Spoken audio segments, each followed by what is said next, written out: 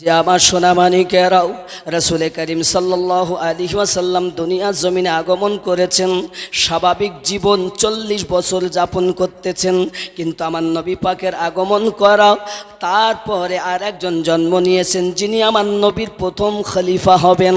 আমার নবী থেকে 2.5 বছরের ছোট, যাকে আমরা পরিচিত নামে জানি আবু বকর রাদিয়াল্লাহু তাআলা আনহু। কিন্তু হযরত আবু বকর রাদিয়াল্লাহু তাআলা আনহুর নাম আবু বকর রাদিয়াল্লাহু তাআলা আনহু নয়, ওনার আসল নাম হলো আব্দুল্লাহ ইবনে উসমান। খেয়াল করবেন আব্বাজি আমার সোনামানিক, আগিয়ে চলুন। আমার রাসূল করিম সাল্লাল্লাহু আলাইহি ওয়াসাল্লাম থেকে 2.5 বছরের ছোট আব্বা আমার ছোট্টবেলা থেকে আমার নবী পাকের সঙ্গে হযরত আবু বকর রাদিয়াল্লাহু তাআলা আনহু চলাফেরা করেন, ওঠা বসা করেন। বাবা আমার যেখানে যান পাশে করে চলে যান, চলুন আগিয়ে যাই বাবা। যখন বয়স হলো আমার নবী, যখন হযরতে আব্দুল মুতাল্লিব হযরতে আবু তালিব রাদিয়াল্লাহু তাআলা আনহুর সঙ্গে চললেন বাবা আমার তেজারাত করতে যাওয়ার পর সাথে সাথে বাবাজি আমার আবু বকর রাদিয়াল্লাহু তাআলা আনহু তিনিও গিয়েছিলেন। আব্বা আমার যাওয়ার পরে আমার নবী এদিকে এক এক করে 40 বছর বয়স হয়ে গেছে বাবা। এমন সময়তে মক্কা নগরে আমার নবী পাককে আল্লাহ অর্ডার করলেন, আয় আমার হাবিবি, এবার আপনি এক আল্লাহ প্রচার করে দিন। জোরে বলুন। 40 বছরে নবী হননি তিনি। নবী আসমান জমিন কিছুই ছিল না, তখন তিনি নবী ছিলেন। যদি বলেন হুজুর দলিল দেন, তো দলিল বহু দেওয়া যায়, তবে একটা হাদিসও আপনাদের কাছে বলি। আদমের আগেও নবী তিনি, সহি দলিল। কুনতু নবিয়্যান ওয়া আদামু বাইনার রূহি ওয়াজ জাসাদ, হাজা হাদিসুন সহিহুন বিল ইসনাদ। হাদিসটি সহি সহি সহি। আদম যখন মাটি পানি, তখন আমার নবী আল্লাহর নিকটে নবী। অনেক দলিল, যাই হোক বাপ, আগিয়ে চলুন। আল্লাহর হাবিব যখন 40 বছর বয়সে প্রথম বলছেন, আপনারা এক আল্লাহকে মানুন, কেউ স্বীকার করে না, কেউ স্বীকার করে না। সেই সময় আবু বকর রাদিয়াল্লাহু তাআলা ওখানে ছিলেন না, উনি ছিলেন সিরিয়ার মাটিতে তেজারাতে। এখন সিরিয়ার মাটিতে তেজারাত যখন করতেছেন, তেজারাত করার পরে রাতে বিশ্রামে গেছেন, হঠাৎ দেখছেন আকাশের এক চাঁদ তার বুকে নেমে এসেছে। জোরে বলেন। আশ্চর্য হয়ে গেলেন। হযরত আবু বকর রাদিয়াল্লাহু তাআলা আনহু সকালবেলা উঠলেন, ওঠার পরই স্বপ্নের মানে যারা করে তাদের কাছে গেছেন। বাবা এমন সময়তে আপনার কিনা মানে জিজ্ঞাসা করছেন, আমি রাতের বেলায় এই স্বপ্ন দেখেছি। উনি জিজ্ঞাসা করছেন, আপনার বাড়ি কোথায়? বলে মক্কায়। তাই নাকি? মক্কা নগরে আপনার বাড়ি। আপনার চুল, আপনার চেহারা, আপনার চোখ, আপনার সিনা, আপনার টাং সব কিছু মিল পাচ্ছি দেখে। তবে বলেন আপনার আপনার নাভির নিচে কি তিল আছে? সুবহানাল্লাহ বলেন। আমি তারিখ বলছি, দালালি কথা বলছি না। হযরত আবু বকর রাদিয়াল্লাহু তাআলা বলেন, এই কথা তো আমি নিজেও খেয়াল করিনি যে আমার নাভির নিচে তিল আছে। বলছে, আমি যেটা কেতাব পড়তেছি সেই কেতাবে বলা আছে আমার নবী পাক সাল্লাল্লাহু আলাইহি সাল্লামের প্রথম খলিফা হবে যিনি, তার বয়স হলো 390 বছর। স্বপ্নের মানে যে বলছে বয়স কত? 390। আমাদের নবীর বয়স কত? 40। আবু বকর রাদিয়াল্লাহু তাআলা বয়স কত? নবী ছাড়া 2.5 বছর কম। হিসাব করবেন। যে মানে বলছে তার বয়স 390। আমি ইবনে আসাকির থেকে বলছি, এবং হযরত আব্দুল্লাহ ইবনে মাসউদ রাদিয়াল্লাহু তাআলা আনহুর হাদিস বর্ণনা করছি। জোরে কোন সুবহানাল্লাহ। খেয়াল করেন। আচ্ছা ভাই, আপনার নাম? আমার নাম আবু বকর। আপনার আর এক নাম হবে আতিক। আছে না মুফতি সাহেব? আতিক। এটাও আব্বাজি আমার। শুধু তাই নয়, আব্বার নাম যেমন উসমান, ওনার নাম আবার, ওনার উপাধি আবু কুয়াফা। আচ্ছা, এনার নাম আবু বকর কেমন করে হলো একটুখানি বলবো নাকি? আবু বাকার রাদিয়াল্লাহু কিভাবে হলো? ওই এলাকায় একজন মানুষ ছিল, তার নাম ছিল বাকার। সে খুব মানুষের বংশ খুব নাম মুখস্থ থাকতো, ও তার যাত্রার বলে দিত। এখন হযরত আবু বকর রাদিয়াল্লাহু তাআলা ওখানে গেছেন, যাওয়ার পর তাকে জিজ্ঞাসা করছে, আচ্ছা আপনি ঘোড়ার নাসল বলেন, ঘোড়ার বংশ পরম্পরা বলেন। এখন সে তো আর বলতে পারে না। তখন আবু বকর রাদিয়াল্লাহু তাআলা ঘোড়ার বংশ পরম্পরা বর্ণনা করলেন। আর যেই বর্ণনা করেছেন তখন লোক যারা ছিল তারা বলছে যে আরে তুমি তো বাকারেরও বাপ হয়ে গেলে, তাই নাম হয়ে গেল আবু বাকার। জোরে বলে, আসল নাম কি? আব্দুল্লাহ ইবনে উসমান, ওনার উপাধি আতিক। জোরে বলেন সুবহানাল্লাহ। আরো একটা উপাধি আছে, কি? সিদ্দিক। সিদ্দিক কাকে বলে? প্রথম বাগানে যে ফুল ফোটে তাকে বলে সিদ্দিক। সত্য। হে বাবা, এরূপ ভাবে অনেক আপনার ব্যাখ্যা দেওয়া যায়, সারমর্ম এতটুকু বলি, আল্লাহর হাবিব বললেন প্রথম ফুল ফুটেছে ইসলামের মধ্যে, তার নাম সিদ্দিক। কিন্তু আমার আবু বকর শুধু সিদ্দিক নয়, মিরাজ থেকে ফিরে আসার পর, আমার নবী মিরাজের ঘটনা বলার পর যখন বিশ্বাস করেছেন, তা আমার নবী বললেন আবু বকর শুধু সিদ্দিক নয়, সিদ্দিকে আকবর। এবার আসুন, সেই স্বপ্নের মানেকারী বলছেন, আপনাকে দয়া করে কাপড় তোলেন। আবু বকর হুজুর উনি জানতেন না যে তখন ওনার নাভির নিচে তিল আছে কি। কাপড় তুলে দেখতেছেন সত্যি নাভির নিচে একটা তিল আছে। জোরে বলে, শোনেন আবু বকর, আপনি হবেন ওই নবীর প্রথম খলিফা। জোরে বলুন। এটা শিয়া সুন্নিদের কথা বলছি না বাবা। আমার নবী পাক 40 বছর বয়সে ইসলামের দাওয়াত দিলেন যখন প্রথম, 390 বছর বয়সের স্বপ্নের মানেকারী তিনি বলছেন আবু বকর নবীর প্রথম খলিফা হবে। আব্বাজি আমার তার নিশানা তিনি বললেন। শুধু তাই নয়, আরো বললেন, আয় আবু বকর, স্বপ্নটা যে আপনি দেখেছেন, আকাশের চাঁদ আপনার বুকের উপরে নেমে এসেছে, অন্য কিছু নয়। আমার নবী এমন একটা দিন আসবে যেদিন তোমার বুকে মাথা দিয়ে ঘুমাবে। ওই রাতটা ছিল হিজরাতের রাত। জোরে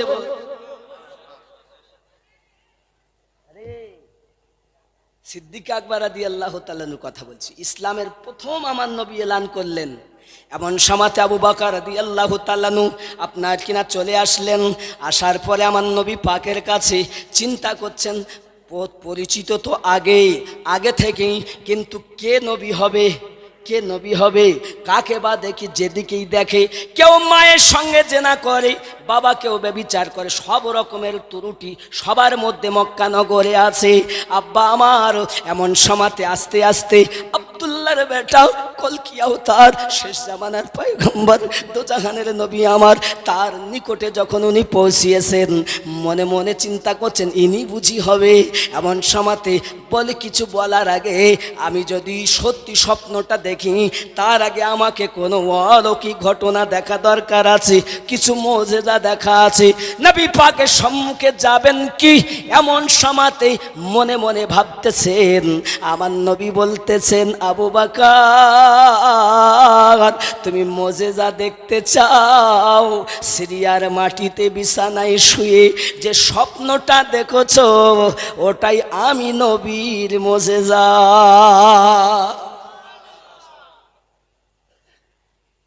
আর ওনার থেকে আমাদের তরিকত আসছে। খেয়াল করুন, খেয়াল করুন, যিনি কলেমা পড়ার আগে আমার নবীর নূর হিসাবে, চাঁদ হিসাবে বুকে নেমে আসছেন, তিনি আমাদের তরিকতের মূল। রসুল পাক থেকে সিদ্দিক আকবর রাদিয়াল্লাহু তাআলা। জোরে বলেন। আমার তরিকতকে বুঝতে গেলে কয়লা পড়াতে হবে। তুমি ইচ্ছা মতো এসেছ আর মনে করছো আমি হক জান্নাতি, একটা দল জান্নাতি, 73টা না। আপনি যদি দলিল চান তো ভুরি ভুরি কোরআনের দলিল দিতে পারতাম। আব্বাজি আমার চলুন আগে। হযরত আবু বকর রাদিয়াল্লাহু তাআলা আনহু এমনি করে আপনার কিনা কলেমা পড়লেন, সাদ্দাকতা ইয়া রাসূলুল্লাহ, আমাকে কলেমা পড়িয়া মুসলমান বানিয়ে দিন। ইসলামের প্রথম মুসলমান আবু বকর, জোরে বলুন। নারীদের মধ্যে সর্বপ্রথম মুসলমান হযরত খাদিজাতুল কুবরা রাদিয়াল্লাহু তাআলা আনহা, আর বয়স্কদের মধ্যে সর্বপ্রথম মুসলমান হযরত আবু বকর সিদ্দিক রাদিয়াল্লাহু তাআলা আনহু। বাচ্চাদের মধ্যে সর্বপ্রথম মুসলমান হযরত আলী কারামাল্লাহু ওয়াজহুল কারীম। গোলামদের মধ্যে সর্বপ্রথম মুসলমান যায়েদ বিন হারিস। আর খাদিজাতুল কুবরা রাদিয়াল্লাহু তাআলা আনহার পরে সর্বপ্রথম মুসলমান আবু বকর রাদিয়াল্লাহু তাআলা আনহুর আম্মা হযরত উম্মুল খাইর, জোরে বলুন। ভালো করে আমি তারিখ বলছি, গন্ডগোল নয়। আব্বাজি আমার সোনামানিকের, এখন আপনার এভাবেই বোঝানো হয়। তাহলে প্রথম এখনো শিয়া সুন্নি পার্থক্য হয়নি। একজন রাহিব বলছে, স্বপ্নের মানেকারী বলছেন আবু বকর প্রথম খলিফা হবে, ওমর দ্বিতীয় খলিফা হবে, উসমান তৃতীয় খলিফা হবে, আলী চতুর্থ খলিফা হবে। জোরে বলেন। তুমি শিয়া সুন্নি হয়ে এখন কি করতেছ? কত সমস্যা। আব্বা আমার চলুন আগিয়ে যাই। আমার আপনার নবী সাল্লাল্লাহু আলাইহি ওয়াসাল্লাম মক্কার মাটিতে যখন বললেন আবু বকর রাদিয়াল্লাহু তাআলা আনহু কলেমা পড়ে ঈমান নিয়ে এসেছেন, শুধু তাই নয় বাবা, ওই যুগে যারা কলেমা পড়ে আমার নবী পাককে আপনার বিশ্বাস করে ঈমান নিয়ে এসেছে, তাদের কত কষ্ট দেওয়া হয়েছে। আমার মা খালা শুনে নাও, রাতের বেলা ভালো নাই আমার গলাও, সুন্দরভাবে শোনাতে হয়তো পাচ্ছি নাও, ফাটা গলাতে যতটুকু বলি মনে রাখো মা। ওই সময় আমার মহিলা যারা কলেমা পড়েছে, কারো বা হাত কেটে নিয়েছে, কারো বা পা কেটে নিয়েছে, কারো বা চোখ তুলে দিয়েছে। হে বাবাজি আমার, আপনার এমন করে শুধু তাই নয়, আব্বা আমার অনেকের গোপন অঙ্গগুলো কেটে দিয়েছে। শুধু তাই নয়, মহিলাদের আপনার সিনাগুলোকে কেটে তারা আলাদা করে দিয়েছে। এত বড় পাগলের দল ছিল তারা। তুমি আজ মক্কা নগরে গিয়েছো, প্রচার করা ইসলাম পেয়েছো, দুশ্মনের দলেরা এসে দুশ্মনী করছে, আর আমার নবীর সাদকায় তারা বেঁচে আছে। তাদেরকে দেখে তুমি মনে করছো সঠিক ইসলাম পেয়েছি। না না না, ইসলামের ইতিহাস আপনাকে জানা প্রয়োজন আছে বাবা। চলুন না আগিয়ে যাই। ওই সময় যখন প্রথম ইসলাম ইতিহাস আমার নবী পাকের কাছে কলেমা পড়ে ঈমান নিয়ে এসেছে বাবা, শুধু তাই নয়, কত কষ্ট দিয়েছে মানুষকে বাবা। কাউকে আগুনে ফেলিয়েছে, কাউকে আঙ্গারে ফেলিয়েছে, কাউকে আপনার পানি গরম করে টকবগে পানির ভিতরে চেপে ধরেছে। যত সময় না মরেছে তাদেরকে ছাড়িনি। এ যুবক, আজ আপনি কলেমা পড়েছেন, আজ আপনি মুসলমান হয়েছেন, আপনি আমার দুশ্মন নন, আপনি আমার ভাই। তবে আপনাকে হিসাব করতে হবে। আপনি যদি সঠিক একটি দলের ইমানদার মুসলমান হন, আপনার রক্ত হালালি হবে, আপনি জান্নাতি দলের হবেন, আপনি আহলে পাককে মাননেওয়ালা হবেন। আর যদি আপনি হালালি না হন, আপনি 72 দলের হন, আপনি হারামি হবেন। আমি বলিনি, সিয়াসিত্তা হাদিসে আমার নবী স্বয়ং বর্ণনা করেছেন। কেন না বাবা, আপনি আহলে পাককে মানতে চাচ্ছেন না, কোরআন শরীফ আপনি খুলুন, তার ভিতরে দেখুন। শুধু তাই নয়, আপনি যদি নামাজ পড়তে যান, কাবার দিকে মুখ করে নামাজ পড়তেছেন, হে বাবা, নামাজ পড়ার পরে বৈঠকে যখন আপনি বসেন, কি বলেন, তাশাহুদ পড়তে গিয়ে আপনি দরুদ যখন পড়তেছেন তখন বলছেন আল্লাহুম্মা সাল্লি আলা মুহাম্মদ ওয়া আলা আলি মুহাম্মদ সাল্লাল্লাহু আলাইহি ওয়াসাল্লাম। পড়ছেন না? পড়ছেন না? সবাই পড়ি তো। আল্লাহুম্মা সাল্লি আলা মুহাম্মাদি ওয়া আলা আলি মুহাম্মদ ওয়া আলা আল মানে আলী, ফাতেমা, হাসান, হুসাইন। জোরে বলেন। এরপরে আছে আল্লাহুম্মা সাল্লি আলা মুহাম্মাদিন ওয়া আলা আলি মুহাম্মাদ কামা সাল্লাইতা আলা ইব্রাহিম ওয়া আলা আলি ইব্রাহিম। এখন এই আলা আলে ইব্রাহিম, ইব্রাহিম নবীর বংশধর বাবা কারা, এটাও আপনাকে জানা দরকার। কোরআন মাজিদে আল্লাহ পাক 33 নম্বর আয়াতের ভিতরে আপনার কিনা সুন্দর করে বলেছেন, সূরা আহজাবে 33 নম্বর সূরা 33 নম্বর আয়াত আল্লাহ পাক বলেছেন, চলুন আমি আপনাদেরকে দেখাই, এখনই নগদ দেখাই ইব্রাহিম নবীর আল আবার কারা, এটাও আপনার জানা দরকার। ওয়াহাবি দেওবন্দি কাদিয়ানি লামোঝাবির প্রশ্ন নয়। আপনি কোরআনওয়ালা, আমি কোরআনওয়ালা, আপনি হাদিসওয়ালা, আমি হাদিসওয়ালা। কোরআনে যদি থাকে মানবো, হাদিসে যদি থাকে মানবো, যদি না থাকে মানতে রাজি না। যুবকরে আসুন আমরা একটুখানি দেখি কোরআন মাজিদের 33 নম্বর সূরা 33 নম্বর আয়াত একটুখানি দেখি, ইব্রাহিম নবীর আবার বংশ কারা। একটু দরুদ আল্লাহুম্মা।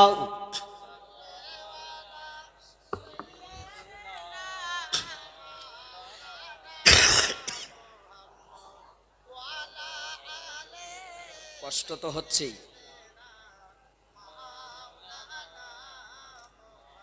আব্বাজি আমার সোনামানিকেরা, এখানে আল্লাহ পাক রব্বুল ইজ্জাত আরো একটা কথা বলে, ইন্নামা ইউরিদুল্লাহু লিইউযহিবা আনকুম রিজসা ওয়া আহলাল বাইতি ওয়া ইউতাহিরুকুম তাতহীরা। জোরে কোন সুবহানাল্লাহ।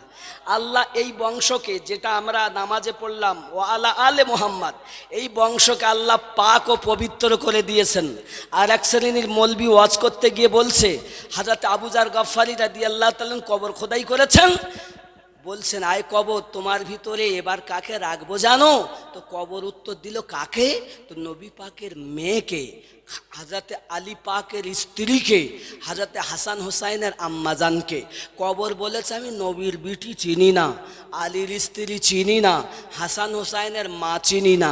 জোরে বলুন নাউজুবিল্লাহ। কোরআন সাক্ষী দিচ্ছে আল্লাহ তাদের পাক করে দিয়েছে, আর এরা বলছে চিনি না। আপনি আরো দলিল নেবেন, মাওলা আলী আর আম্মাজান খাতুনে জান্নাতের রুহের জগতে যখন বিয়ে হয়েছিল, তাহা আল্লাহ পাক খাতুনে জান্নাতের আপনার স্বরূপ, আমানাত স্বরূপ, যেমন বাপের তরফ থেকে মেয়ের কিছু উপহার দেয়, তো উপহার স্বরূপ তামাম কুল কায়নাতকে আল্লাহ পাক ফাতেমা রাদিয়াল্লাহু তাআলার নামে ওয়াকফ করে দিয়েছিলেন। এর এই জমিনে আপনি আমি যে চাষবাস করছি, বসবাস করে আছি, এটা আপনার আমার না, খাতুনে জান্নাতের নামে আল্লাহর দেওয়া ওয়াকফ করা জমিন। আর সেই জমিন নাকি বলছে আমি ফাতেমা চিনি না, ফাতেমা চেনে না, তবে ওর মাকে চেনে। কত বড় বদমাইশ বাবা! তাহলে আল্লাহ যাদের পাক করে দিয়েছেন নাপাকি থেকে, তাদের যদি ত্রুটি থাকে তাহলে আল্লাহর কথা তো মানা হলো না, নাকি বলেন? আব্বাজি আমার এইরূপ ভাবে ইব্রাহিম নবীর বংশ আপনার কিনা বলা হয় আল্লাহ পাক আলে ইব্রাহিম বলতে দেখা গেল আপনার নূহ নবী এবং আলে ইমরান, এমনি করে আপনার হারুন। বাবাজি আমার বলা হয়েছে আপনার যে কোনো মানে সূরাটির নাম আমি ভুলছি, কিন্তু 33 নম্বর আয়াতেই আছে, এটা সঠিক একদম, আমার হঠাৎ খেয়াল আসছে না, তবে 33 নম্বর আয়াতই এখানে রয়েছে। যাই হোক, আমি আর একবার খুঁজি অন্য দিক থেকে, যেটাই এইরূপভাবে বর্ণনা দেওয়া আছে, আল্লাহ পাক এই 4টি বংশকে পাক করে দিয়েছেন। আমার নবীর আব্বা মিল্লাতে ইব্রাহিমে ছিলেন, এজন্য পাক ও পবিত্র জান্নাতি। আমার নবীর দাদা পাক ও পবিত্র জান্নাতি, এটা কোরআন সাক্ষী দিচ্ছে। সময় দিলে ইনশাআল্লাহ তাআলা আমি খুঁজে বার করে দিতে পারি। ইতিপূর্বে অনেক জায়গায় আমি দিয়েছি এর প্রমাণটা। আলে ইব্রাহিম, আলে নূহ, এমনি করে আল্লাহ পাক আলে ইমরান 4টি গোত্রের কথা বলেছেন। কথা বুঝেছেন?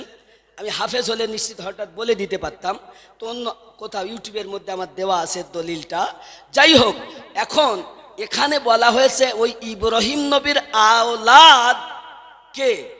এক শ্রেণীর লোক বলছে নবীর আব্বা জাহান্নামী, জোরে কোন নাউজুবিল্লাহ। নবীর আম্মা জাহান্নামী বলছে না, শোনেননি? তা যারা নবীর আব্বা মাকে জাহান্নামী বলে এরা আবার সেই নবীর কলেমা পড়ে। আসল কথা কি জানেন? লখনৌর একজন ব্রাহ্মণ বলেছিল, আরে এরা ওই মুসলমান যে নবীর কলেমা পড়ে সেই নবীর আওলাদকে এরা জবাই করেছে। মুসলমান বলতে লজ্জা লাগে। তাহলে তুমি তো কি মুসলমান? নামাজ পড়ে গিয়ে জবাই, গলা আলাদা, আবার গলা হোসাইন পাক কাটিয়ে দিলেন, তারপরে এসে আবার আসরের নামাজ জামাত করে পড়তেছে। কারা ছিল তারা? দাড়ি ছিল লম্বা, মাথায় ছিল পাগড়ি, 5,000 কোরআনের হাফেজ, আলেম ওলামা 7,000।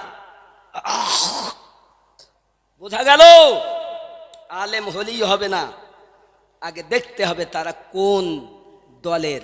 নবী পাক বলেন আমার উম্মাত 73 দল হবে, একটা দল জান্নাতি হবে, কুল্লুহুম ফিন্নার, সব জাহান্নামী হবে। এখন আপনি হয়তো মনে করবেন হুজুর তাহলে কি কারা জান্নাতি হবে?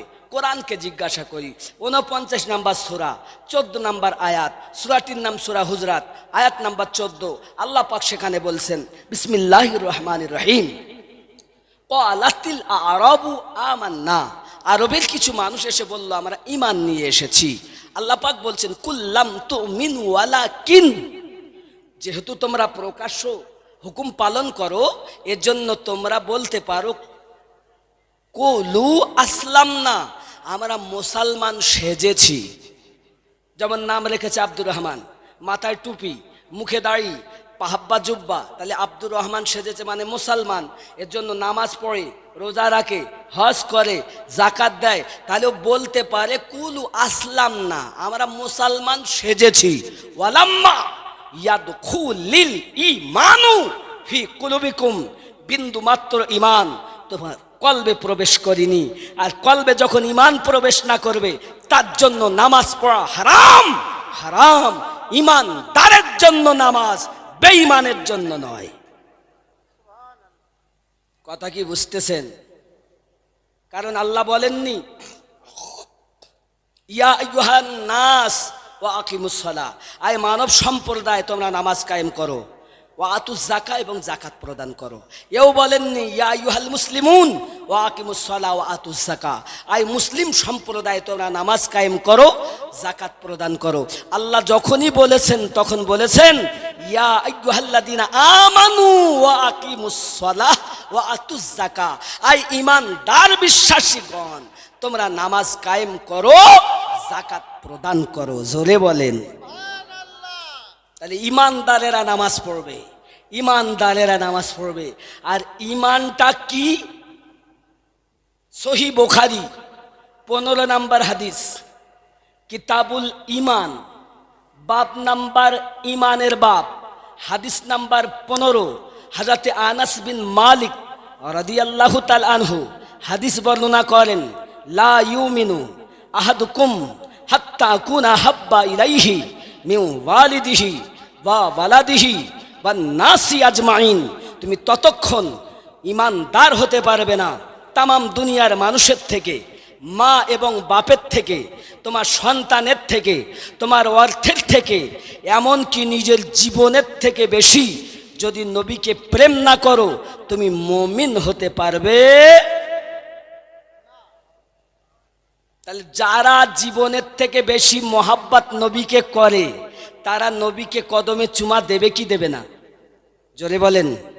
আসুন এবার আগিয়ে সাহাবায়ে কেরাম রিদওয়ানুল্লাহি তাআলা আলাইহিম আজমাইনগণ যখন আমার নবী পাককে কথা বলতেন তো আগেই বলতেন ফেদাকা আবি উম্মিহি ইয়া রাসূলুল্লাহ সাল্লাল্লাহু আলাইহি সাল্লাম, পিতা মাতা আপনার কদমে কুরবান হুজুর। তারপরে কথা বলতেন, কত আদব ছিল তাদের মধ্যে।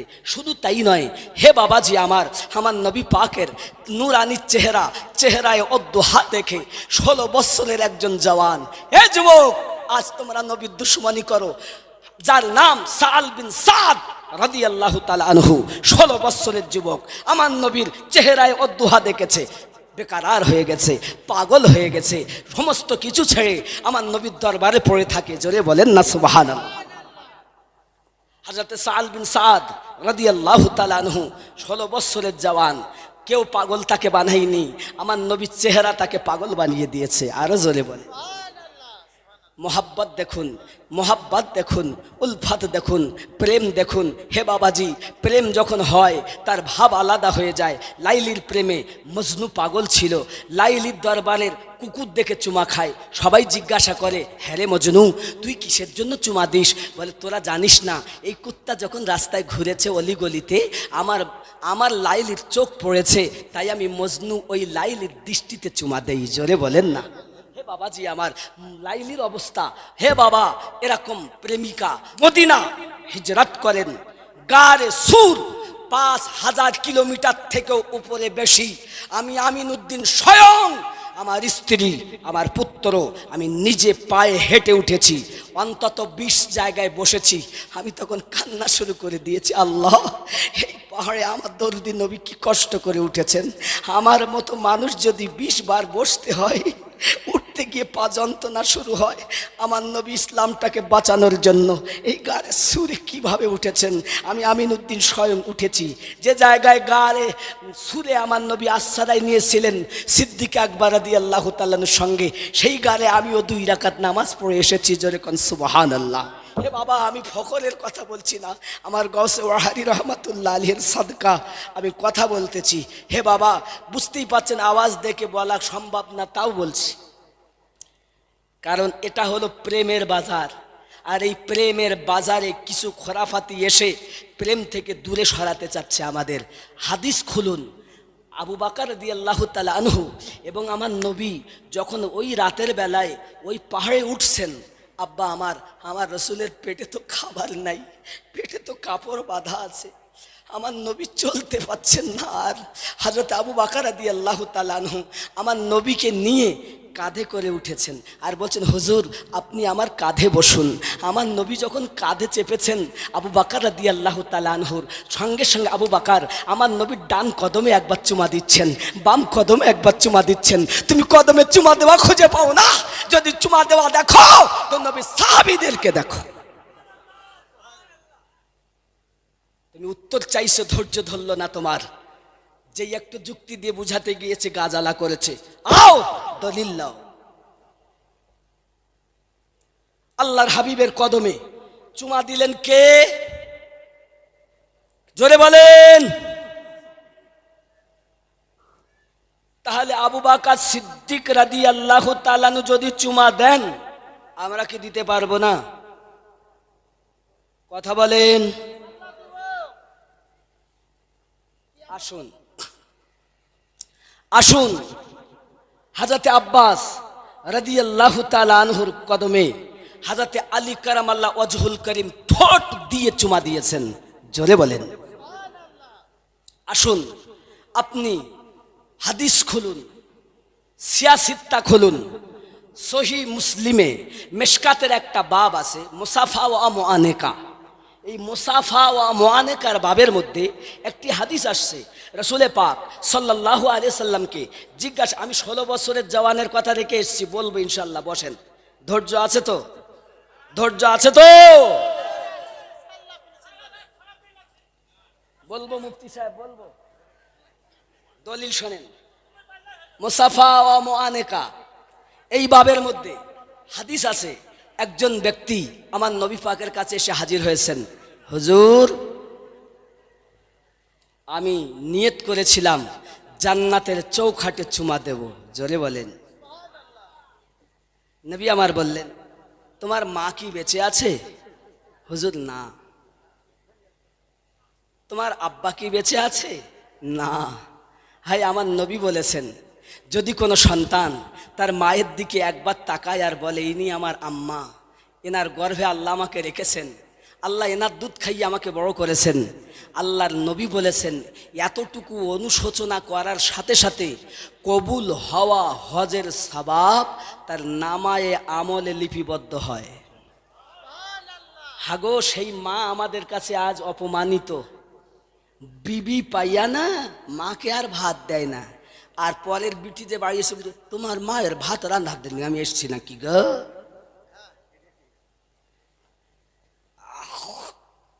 তবে আপনাদের এখানকার বিটিরা বউরা এ কথা বলে না বুঝি, এরা খুব ভালো।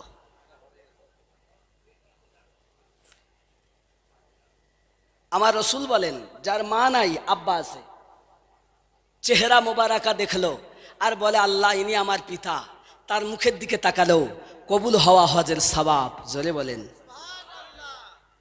সাহাবী রসুল আবার প্রশ্ন করেন, মেশকাতে 500 আপনার 64 পৃষ্ঠার হাদিস। বাবা কি হচ্ছে? আবার আলোচনা। হুজুর, যদি কেউ মা আর আব্বাকে 100 বার সারা দিনে দেখে, নবী আমার বলেন আল্লাহ গফুরুর রহিম 100 হজের সওয়াব দান করবে। আমি আমিনুদ্দিন 5 লক্ষ টাকা ব্যয় করে হজ করব, কবুল হতেও পারে নাও, কবুল হতেও পারে নাও পারে, কিন্তু মায়ের কদমের দিকে তাকালে হজের সওয়াব, আব্বার দিকে তাকালে হজের সওয়াব। সে আব্বা আমাদের কাছে লাঞ্ছিত, অপমানিত, আমাদের কাছে বৃদ্ধাশ্রমে আমাদের পিতামাতা আছে কি নাই? এই কথা বলেন না কেন?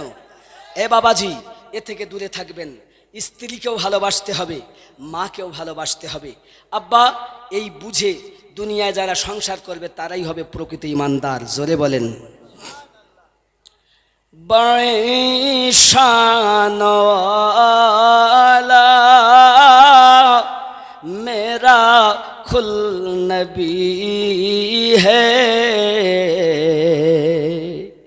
বড়ি आन वाला मेरा खुल नबी है। जोरे बोलें, খুব খেয়াল করবেন। बड़ी शान वाला मेरा खुल नबी है, बड़ी आन वाला मेरा खुल नबी है। बहुत दूर से आके दर पर खड़ा हूँ, तू ही मेरा आका, मैं तेरा गदा हूँ। निगाहे करम की फ़क़त मंतज़िर हूँ, बड़ी शान वाला मेरा खुल नबी है, बड़ी शान वाला मेरा खुल नबी। मोहब्बत मेरा खुल नबी है, बड़ी आन वाला मेरा खुल। একটু মহাব্বতে বলুন না সুবহানাল্লাহ। এই এলাকাটা আমার গাছে ওড়াহারির কদম মোবারক, খুল নবীর হুজুরের ওয়াজ করতেন ওড়াহারি, গলা বসতেন খুল নবীর। উনি সারা জীবন বলেছেন এটা আমার হাত না, এটা গছে খুল নবীর হাত। খুল নবী বলেছেন আমার হাত না, খৌসে দেহলবির হাত। দেহলবি বলেছেন আমার হাত না, ইমামে রব্বানি মুজাদ্দিদ আলফে সানি হুজুরের হাত। জোরে বলেন না সুবহানাল্লাহ। হে বাবা, আমি আপনাকে কি বুঝাবো, কি বুঝাবো? আপনাকে প্রেমটাই শুধু বুঝাবো ইনশাআল্লাহ। চলুন আগিয়ে। मेरे आका मुझको अपना बना लो, पर्दे हटा कर जलवा दिखा दो, खुदारा। सुभान अल्लाह, जोरे बोलें। मेरे आका मुझको अपना बना लो, कि पर्दे हटा कर जलवा दिखा दो। खुदारा मुझे जामे वहदत पिला दो।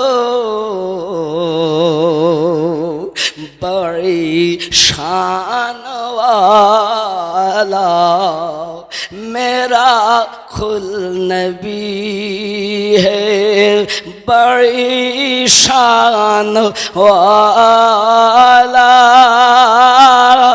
मेरा खुल नबी है, बड़ी आन वाला मेरा खुल नबी है। জোরে বলুন। আমার ওরাহারি হুজুরের একটা এখনো জীবন্ত কারামাত আমাদের 24 পরগনায় আছে। 16 বছর বয়স মহিলাটার। কোন জায়গার নাম